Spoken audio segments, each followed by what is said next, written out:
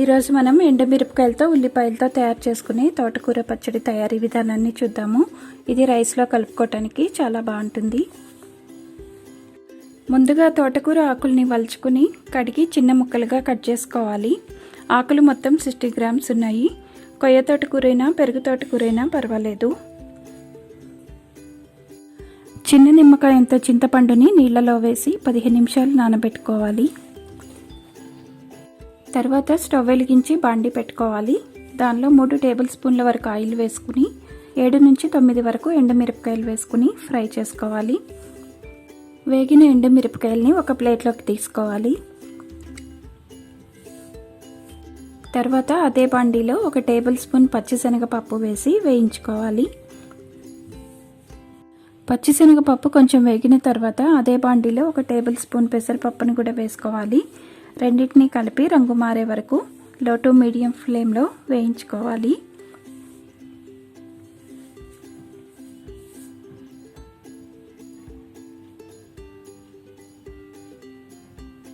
తర్వాత వేగిన పచ్చిశనగపప్పు పెసరపప్పుని ప్లేట్లోకి తీసుకోవాలి.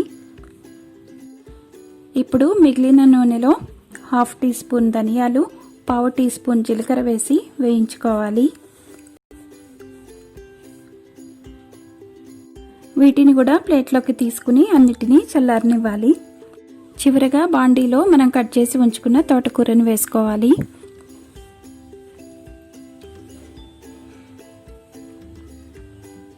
తర్వాత తోటకూరలో రుచికి సరిపడా ఉప్పు, 1 చిన్న గ్లాస్ వాటర్ పోసుకోవాలి. తర్వాత ఒకసారి కలుపుకుని లో ఫ్లేమ్లో 3-4 నిమిషాలు మూత పెట్టి ఉడికించుకోవాలి.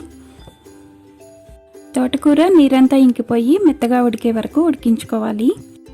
నీరంతా పీల్చేసుకుని ఇలా ఉడికిన తర్వాత స్టవ్ ఆఫ్ చేసుకొని చల్లారనివ్వాలి.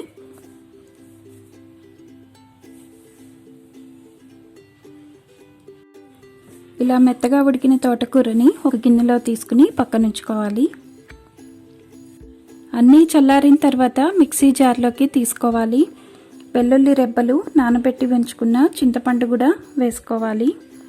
తర్వాత అన్నిటినీ కలిపి అవసరమైతే కొన్ని నీళ్లు పోసుకుంటూ మెత్తగా గ్రైండ్ చేసుకోవాలి. ఇలా మెత్తగా గ్రైండ్ చేసుకోవాలి. ఇప్పుడు తోటకూర పచ్చడిని తాలింపు పెట్టుకోవాలి. తాలింపు వేగిన తర్వాత సన్నగా కట్ చేసుకున్న ఉల్లిపాయ ముక్కల్ని వేసుకోవాలి. ఉల్లిపాయ ముక్కల్ని ఎక్కువగా వేయించాల్సిన అవసరం లేదు. వెంటనే గ్రైండ్ చేసి ఉంచుకున్న తోటకూర పచ్చడిని తాలింపులో వేసుకోవాలి. ఇప్పుడు అంతా కలిసేలాగా కలుపుకుంటూ లో ఫ్లేమ్లో ఒక 2 నిమిషాలు వేగనివ్వాలి. తర్వాత స్టవ్ ఆఫ్ చేసుకుని సర్వింగ్ బౌల్లోకి తీసుకోవాలి.